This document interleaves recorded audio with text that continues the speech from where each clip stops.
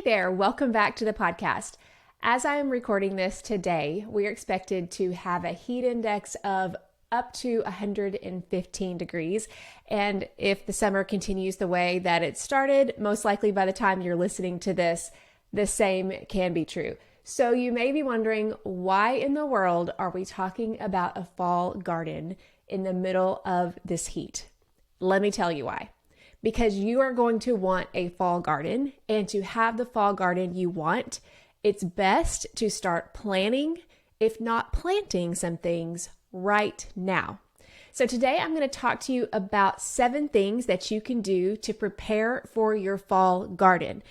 Don't tune me out if you're exhausted with your summer garden. I get it. I walked my garden yesterday and so many things are overgrown and diseased, and it's hard not to be frustrated and burned out and be like, okay, I'm done. Let's just start over again next year. Please hear me say you are going to want some kind of a fall garden. You just will. It's probably the hardest sell I have to propose to many beginning gardeners, but for those who stick with it and create some kind of a fall garden, it perhaps could be the highest reward of whatever they put their mind to in their gardens. So hang in there with me. I'm going to try to make it as easy as I can and give you 7 steps that you can take to plan your garden this year. Let's go back to the question of why now? Why am I even talking about fall gardening right now? Why should you not tune me out and just come back to this episode in September? Well, let's talk about that because that's really important.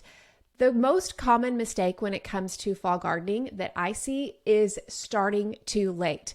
We honestly do not have fall on our minds until September in many cases. A lot of us, we will start having fall on our minds in August because we're like, please fall come, or our school starts in August. So we kind of get in that fall mindset. And in many cases, August isn't too late depending on what you're going to grow. But waiting until the weather cools means that you might be too late, or probably will be too late for many crops. So I don't want you to be too late. I want you to have a handle on this so that you can get the right timing of when to plant. Which brings me to some crops that you are going to want to grow in your fall garden, like broccoli and cabbage. They will need to be started early. If you are seed starting indoors, that process will start in July. Most likely, I will have already planted mine by the time you listen to this, maybe the middle part of July. I have planted the later part of July and it's worked out fine too. But many of those crops, if you want to start them from seed indoors, they need to be started in July. But another thing is that let's say you don't want to do any indoor seed starting, but you still want to grow broccoli and cabbage, cauliflower, some of those crops, then you're going to have to plan to buy transplants when you want to plant them in your garden. And you need to start getting an idea what garden centers are going to have those transplants.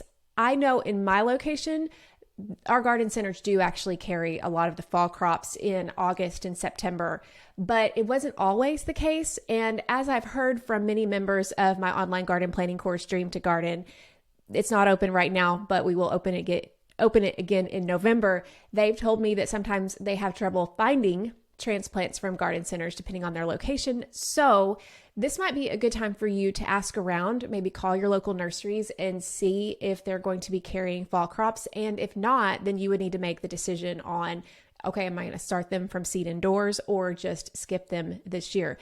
Those are some of the reasons why it's important to start this planning process, at least in your mind, now in July.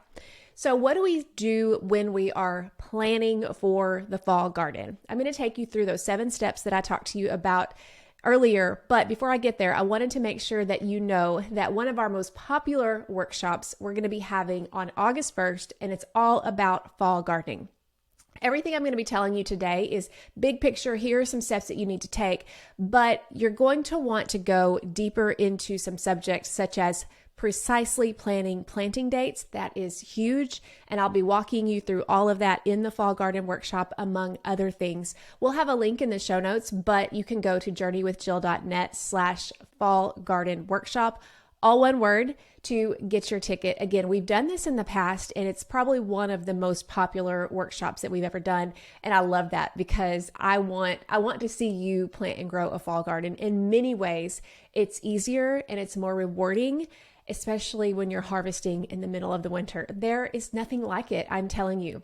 if you follow me on Instagram, you just see the joy in my face when I'm harvesting throughout many of the months that you couldn't imagine that you'd actually be harvesting. But it all starts now. The planting part all starts now.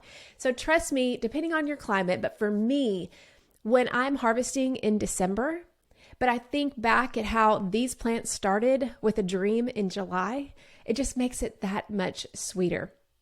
So let's talk about what we need to start doing in July to make it where we can be harvesting in the winter, whether that's December for you or October or January or February, depending on your climate. Let's start talking about what we need to do.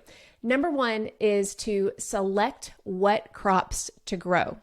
Now, this is important. If you are a brand new gardener, you are going to be focusing on cool season crops. These are crops that can take a frost, and many of them can power right through those early freezes. These are cool season crops, and I'm going to go more in detail, but they're like lettuce and carrots, beets, potatoes, broccoli, cabbage, among others. But we're talking about crops that you most likely grew in the early spring.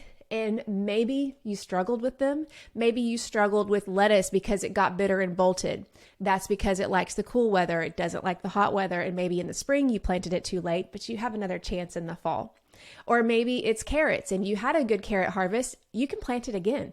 That's how I rarely have to buy carrots from the grocery store, because I plant two plantings. I plant one in the spring and one in the fall, and I'm able to get enough to last me until the next harvest. Carrots is a super easy one to do that with. But here is something that you need to know about the difference between planting many of these crops in the fall versus the spring. Even though they're going to be mainly the same crops, you might want to select different varieties. Let's talk about lettuce, for example.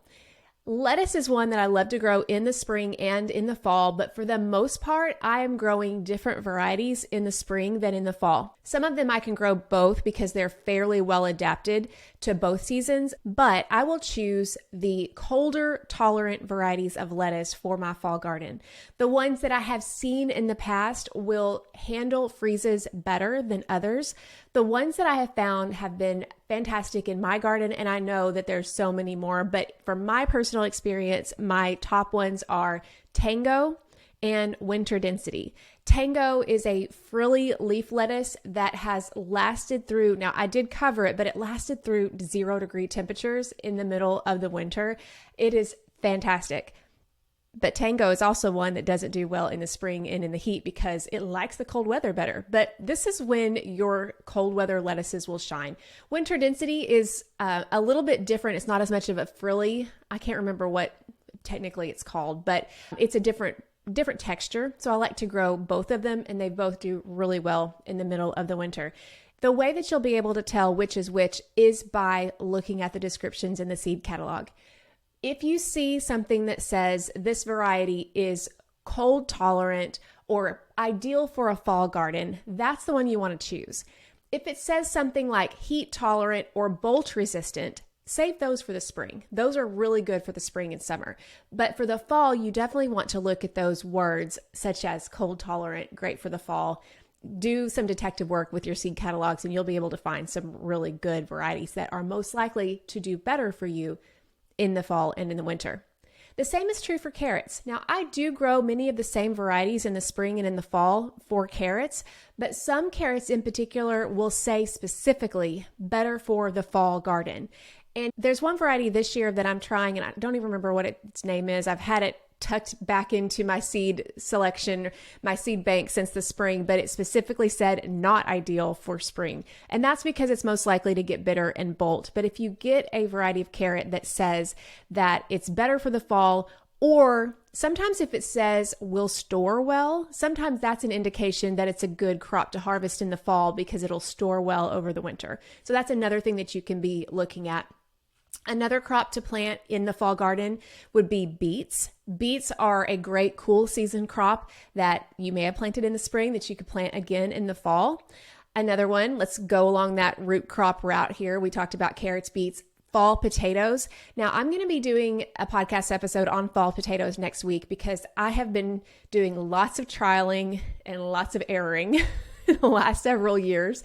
And I'm not sure that I have it 100% dialed in, but I've learned a lot. I've learned a lot mainly about what doesn't work so well. But I'm going to be sharing that with you because many of you guys want to grow fall potatoes. And I want to be real clear and honest about what it may take to be successful and what won't be so successful. But for me, when I grew fall potatoes last year, I was really grateful for the harvest because I was able to harvest it at a time where my spring crop was already starting to sprout and get bad in the pantry. And I loved having that extra crop of fresh potatoes in the fall. So those are ones that you could put on your list to grow in the fall. And then you've got your other crops like cabbage and broccoli. One thing I would recommend with them is that if you can find varieties that have shorter days to maturity, this may be a better option for you so that you can make sure that they have a chance to head up before the cold sets in. I'd say it's more important with broccoli because broccoli is a little less cold tolerant than cabbage, but the varieties of broccoli that I've looked at, especially the heading broccoli, they tend to be about the same, like 55, 60 days to maturity.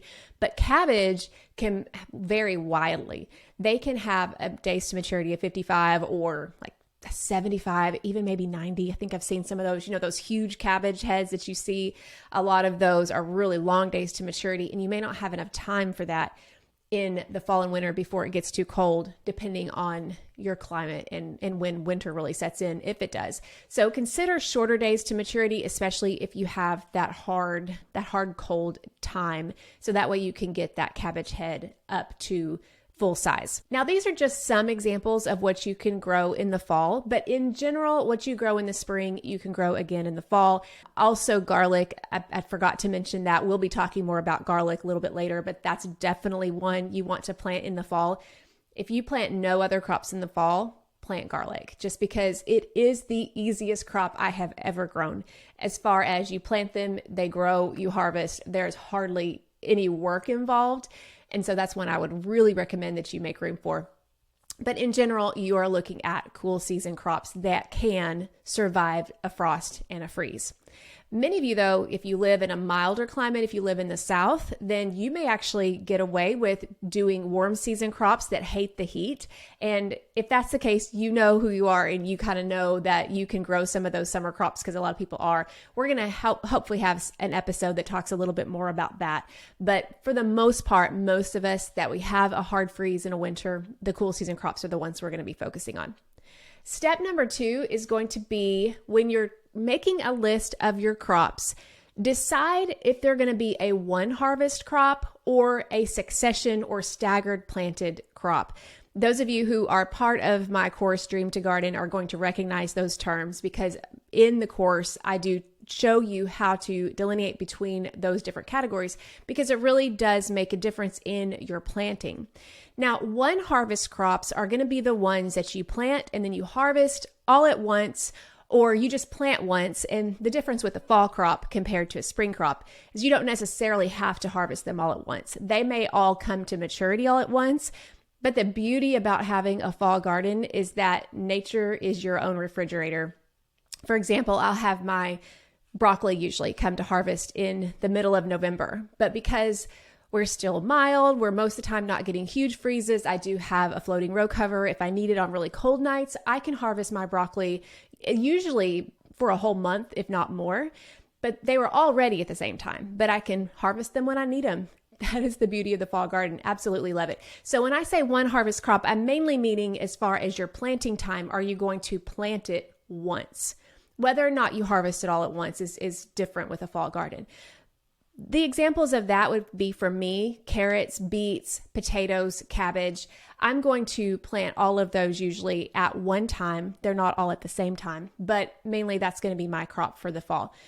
But then you have opportunities in the fall, not as many necessarily, but you have opportunities for succession plantings or staggered plantings. And these are crops that you're going to plant multiple times or you plant at different times. The biggest example for me would be lettuce. This is something I did last year and I'm still dialing it all in, but I feel like I had a good enough success that I for sure want to do it again this year. And that is just to continue planting lettuce and greens every couple of weeks throughout the fall until until I can't remember when I stopped planting. I think it was probably the middle of November when I stopped planting. But the point was, is I was planting in succession in staggered planting manner so that they could all come to harvest at different times. That way I could have a continual source or supply of lettuce and greens for my salads. And you can also do this with carrots if you want to. I haven't really found it super necessary in the fall garden for carrots, just because once carrots mature in the fall, by that point you're getting really low daylight, so there isn't a whole lot of growth going on. And so a lot of times I'll have mature carrots that come to maturity November, December, and then I'll harvest them just as I need them all the way through to February. Last year I had to harvest them early because we had a really cold snap that came through. But in general, it's not as necessary to have like a staggered planting so that you could get harvests, but you can if you want to. One thing that I did try last year, and I will probably try it again this year, is to stagger my broccoli planting by a couple of weeks. That way I can get a little bit of an earlier of a harvest, and then maybe have some that I can harvest as I need, but then have some that come a little bit later. That's not 100% necessary, but I'm definitely trying that out to see how it goes. But the whole point is you need to know which ones you're going to do that with so that you can get an idea when you're going to plant. Which that brings us to step number 3, and that is to set the planting dates. This is something that we're going to dive in very deeply in the workshop, the fall gardening workshop, because there are 2 ways that you can, that I have in the past, scheduled my planting dates. One's based on your average first frost date in the fall, and one is based on when your daylight hours get to the lowest point, and then you plant based on getting the crops to a harvest by then. And I have found the second one a little bit more reliable, but the first one is an easier way to start out with. And I'm going to teach you both of those methods in the workshop because plant timing is so important when it comes to your fall garden. If you plant too early, then your crops could potentially suffer if you're not really careful because you're planting in the heat. So we're going to talk about ways that you can protect your crops when you're planting early, but if you plant too early, it's going to be harder to do that. But then if you plant too late, then your crops may not have enough sunlight to be able to get to maturity before the cold sets in. And that's a mistake that I have made before. And it's one I can hopefully help you avoid by teaching you how to adjust your plant timing. But that's step number 3, is to set your planting dates. So number 1, select which crops you want to grow. Number 2, decide if you're just planting them once or if you're going to do staggered or succession planting. And then step number 3 is to set the planting dates. Step number 4 is to evaluate the space that you have available, as in look at your garden. What do you have available, or what will you have available? Where do you want to grow these crops? Most likely, you're going to have a lot more options as far as where you're going to grow your fall crops than you did in the spring because you're growing fewer. And so you probably will have more space than you need depending on the size of your garden, but you definitely need to decide, where do I have space to grow this? Now, one thing that you need to keep in mind is that some of your summer crops are going to keep producing until that frost. In my case, our average first frost date is the end of October, which is usually when my last planting of squash and my peppers, all of that, they will keep producing all the way up to that point. But I need to plant carrots and beets and broccoli. Most of my fall crops go in at the end of August. So what does that mean as far as what space I have available? And I have to look at that. And I have to look at that now, honestly. As some crops are harvesting right now in July, my question is, do I have time to put another crop in for summer? Do I want to? Or do I want to keep this space earmarked for some of my fall crops? And that's what you can be doing right now, even before you start doing your list. Walk and just look and see, where do I have bare spaces? Another thing is, maybe you have a crop that you're just hanging on to, but it's diseased and it's not producing well. That tends to happen with my cucumbers. It also will happen to tomatoes at some point. You may just make the decision, okay, I'm done with it, even though technically it should last till a frost. It's not producing well. It's ugly. Rip it out. Make room for your fall crops. I don't think you're going to regret that at all. But you definitely want to evaluate the space that you have to grow in. And that may include areas that you want to cover with floating grow cover so you can extend your season.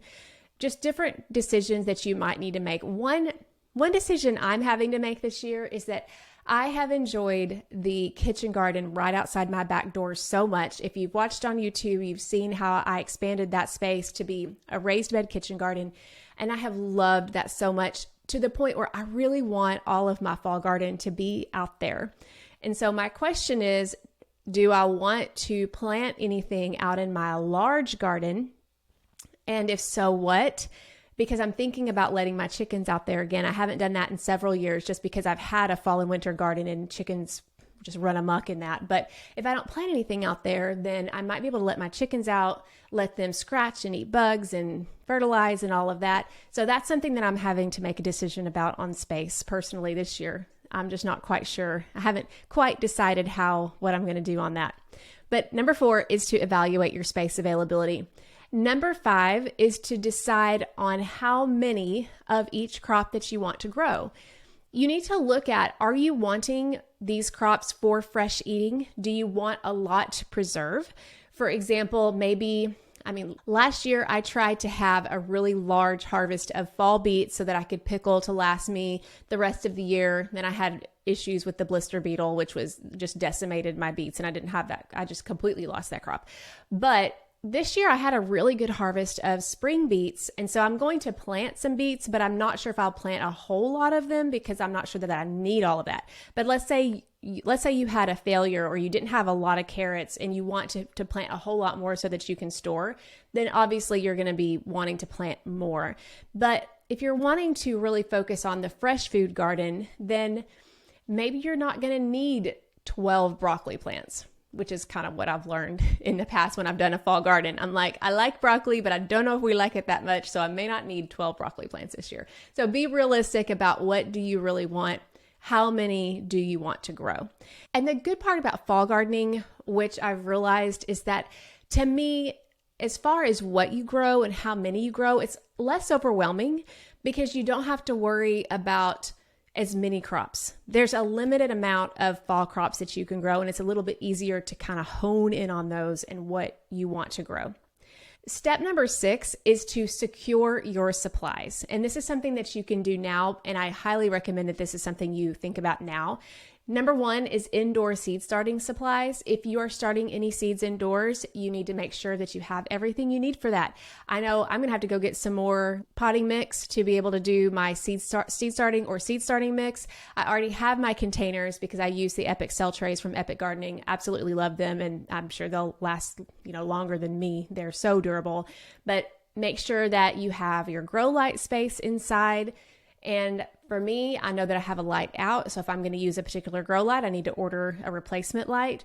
Think about everything that you need for indoor seed starting.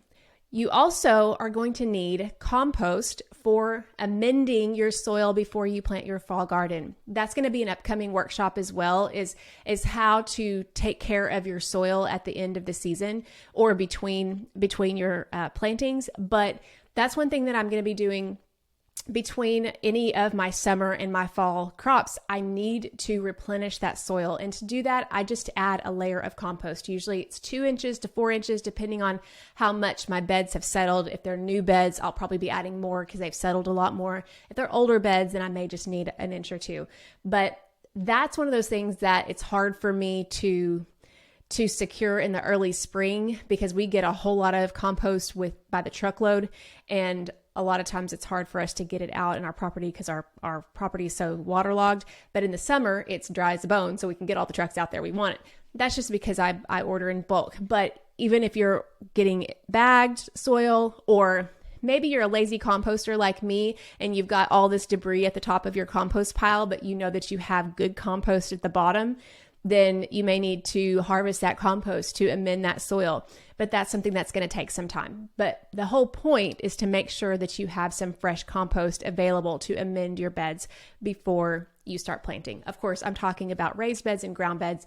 If you are doing containers, then you'll need to get some slow release fertilizer, some extra potting mix to top those off. to amend those as well. Another thing I highly recommend that you consider is make sure that you have your irrigation system in place and make sure you're happy with it. One of the biggest frustrations in my fall garden in the past has been my watering, because I didn't realize as a beginning gardener, I didn't really know my climate all that well as far as rainfall is concerned, but August and September can be, and even in October can be some of the driest months of the year. But when we're planting small crops, when we're seeding carrots or seeding beets or planting broccoli transplants, it's still super hot and they need consistent moisture. Especially if I'm planting carrot seeds, if it's this hot and this dry, it's going to be really hard to keep them irrigated until they germinate. And then you've got transplants that need access to water. And what I've been frustrated with is who wants to be out there watering when it's 100 degrees? Hopefully it's not 100 by the time we plant at the end of August, but it's consistently in the 90s.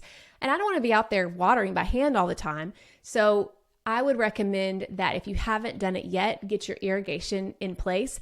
And I would recommend some kind of drip system that you can, even bonus points, you can put on a timer so that you don't have to worry about doing it all the time.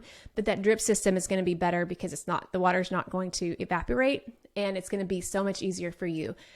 I saw a huge difference. You've heard me talk about this before, but if you're new, I saw a huge difference in my fall garden the first time I put a Garden in Minutes garden grid on my fall broccoli. I couldn't believe how quickly it grew. I couldn't believe the harvest that I got. And to me, it showed me that, wow, water is way more important than you realized it was. And that's my go-to now for irrigation. But that makes it so much easier to know that my crops are getting enough. And this is the great time of year to install that. So if you've had your eye on the Garden in Minutes garden grids for your raised beds, then this is a really good time to install them because you're going to be clearing out your summer crops, or it's already been harvested, and then you are ready to add with compost, and then you can just add the Garden in Minutes irrigation system on top of that. And the good news is that when it starts freezing outside, yeah, you'll need to unhook your water hoses from your house like usual, but you can leave your Garden in Minutes garden grids out in the winter, so you don't have to go put them back. They're easily, I think they just recommend that you just tip the water out, but you can keep them in the garden so that it's not any extra work that way. But definitely get your irrigation, whatever you choose, get that set before you plant. The next thing you want to look at is seeds. Take a look at your seed inventory. Do you need to order more? Do you need to look at some of those cold tolerant seeds that we talked about before? Get those seeds in place if you haven't yet, and make sure that you have them ready to go when it's time to plant. And then I know it's hard to even talk about floating row covers, but if you want to extend your season in any way to be able to get your harvest for later into the winter, now's the time to be looking at floating row covers. The ones that I use, I have on my Amazon list. We'll put a link in the show notes where you can go to journeywithjill.net/Amazon. But also look at shade cloth. And that would be probably an even higher priority right now, because when you're planting those transplants in the garden, broccoli, especially cabbage, they are fairly heat tolerant once they are acclimated. But I always put my broccoli, my cabbage underneath shade cloth for at least a week or two if I'm planting when the temperatures are in the 90s. Once they're established, I usually take the shade cloth off, but the shade cloth is your friend when it comes to planting these fall crops when it's still super hot outside. But I recommend you go ahead and get that secured now. Get your shade cloth, get your row covers. Of course, any kind of hoops that you want to use to suspend those, get those either bought or made. But make sure you have all of your supplies ready to go. And then finally, number 7 is to draw out your garden plan. Now, thankfully, the fall garden plan is so much easier. Like I said before, you have fewer crops to work with, but draw out your garden plan. Where do you want these crops to go? Are there areas that you can maybe plant underneath? So maybe you have some tomatoes and you can plant some lettuce underneath those. Look at creative ways to use companion planting. I would caution you if you're planting a root crop. I know it's easy to think, oh, it's a cool season crop. I can plant it underneath something else. I've made that mistake before. Those root crops need sun, especially in the fall. We are getting, well, we're not yet at the time of you listening to this, but by the time you're planting some of these crops, we're getting shorter days and you're not getting as much sunlight. They do not need to be underneath shade. I actually did a test on that a couple of years ago. I had 2 huge pepper plants, and I guess I planted carrots underneath one to be able to get some of the shade while it germinated. And then I planted one in full sun. They both got equal amount of water. The carrots that were actually harvested in February from the full sun were significantly larger than the ones that had part shade in the beginning of the year. And think about this. I was planting them at probably the end of August. Those peppers actually came out in October. So they had full sun, but it wasn't enough. So understand that some crops like your greens and your lettuces, they would do great underneath the canopy of some of your summer crops, but your root crops, I wouldn't recommend that. They definitely need full sun. So the final thing is to draw out your garden plan. That way, when it's time to start planting these crops, you know where they're going to go. And I will tell you that the planting part and the planting part and the nurturing until the weather breaks is the hardest part. But after that, the fall garden is so much more enjoyable in many ways. I know we love our tomatoes, and we talked about watermelons recently. I love my watermelons, but there's just something about harvesting in the fall and in the winter from your own garden. Your body still craves that fresh food. It's incredible. And it just takes a few extra steps. I know I'm asking you to do this in the middle of the summer when we're all tired, but I promise you, you don't have to have a huge fall garden. You could just choose, hey, I just want salads. I'll just do lettuce. Hey, just do lettuces. Just start somewhere. You don't have to do all the crops that I've talked about today. Start somewhere, and I can almost promise you, you will be grateful that you did. And also, as I've mentioned in other podcast episodes, the fall garden does have a little bit of a learning curve. I'm hoping in the workshop that I can help lessen that learning curve, just because plant timing is a huge deal, understanding daylight, understanding cold tolerance of crops, things like that. But a lot of it too, we just learn by doing. We learn by observing. Hey, this didn't work. This did work. Wow, I couldn't believe this survived, 4 inches of ice. That actually happened to me. But I'm like, okay, this survived 4 inches of ice. I have more opportunity here. Or this didn't. So some of that you just need to be expecting to learn as you go. But my goal is that you can at least get started and you can start learning what it's like to grow a fall garden. Once you do, I don't think you'll ever look back. So I hope that this was helpful for you, but I hope that you'll join me as we dive even deeper and you can see the benefits of the fall garden as we talk in the fall gardening workshop. Again, that's going to be on August the 1st at 7 p.m. Central Time. These workshops are always so much fun. This is a part of a series that we're doing all year this year. We will have a Q&A at the end, and you can get your ticket by going to journeywithjill.net/fall garden workshop. And if you're listening to this episode after we've already done the workshop, you can still get a ticket for the replay. So you can go to that same website address and you can get a ticket to participate or watch the replay of that workshop. Either way, I hope that today's episode, and I hope that that workshop too, if you join me there, will help you to find the joys of a fall garden. And once you do, you won't look back. I can almost promise you. So thank you so much for joining me today. Stay cool. It's July. I hope you're having a fabulous week. I'll talk to you later.